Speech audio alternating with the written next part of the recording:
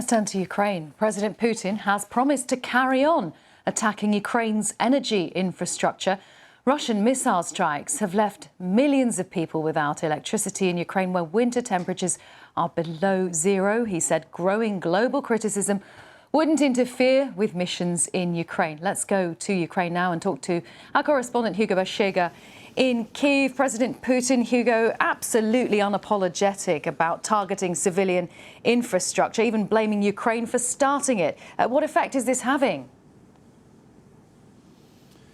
Yeah, Karin, and the Ukrainians have been saying that this is how Russia is responding to military defeats on the battlefield, by attacking civilian sites and civilian infrastructure in cities away from the front lines. And I don't think President Putin's comments will come as a surprise here. The authorities have been saying that Russia is likely to continue targeting civilian infrastructure, accusing Russia of weaponizing a winter. And as you can see, it is cold.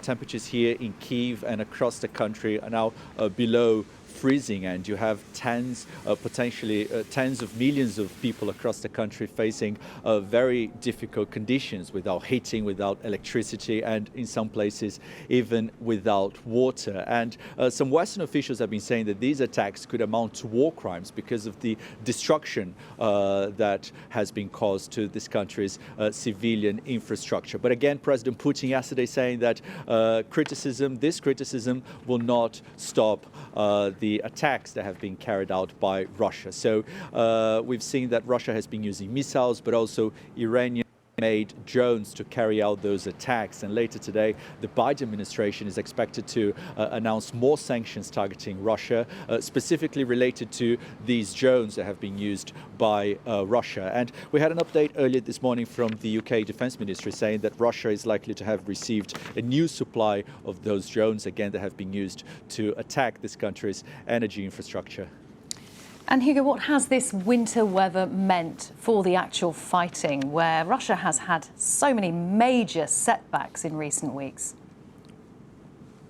Yeah, it seems that we see a little bit of a lull, relatively speaking, in terms of the fighting after the Russians abandoned the city of Kherson almost a month ago. And the Ukrainians are regrouping, but a lot of activities happening in the east of the country, especially around the town of Bakhmut in the eastern Donetsk region. And for weeks we've been talking about this town. It doesn't have a lot of military significance, but it seems that the Russians are trying to capture this town to perhaps sell it as a victory for the Russian public after a series of setbacks and defeats in recent weeks. And we had an update from the Ukrainian government yesterday, an advisor to President Zelensky, who said that Russia had intensified its efforts in Donetsk and also in Luhansk, also in the east of the country, and that the Russian forces are trying now to carry out offensive operations in that part of the country. Hugo, thank you very much. Hugo Bashega in Kyiv.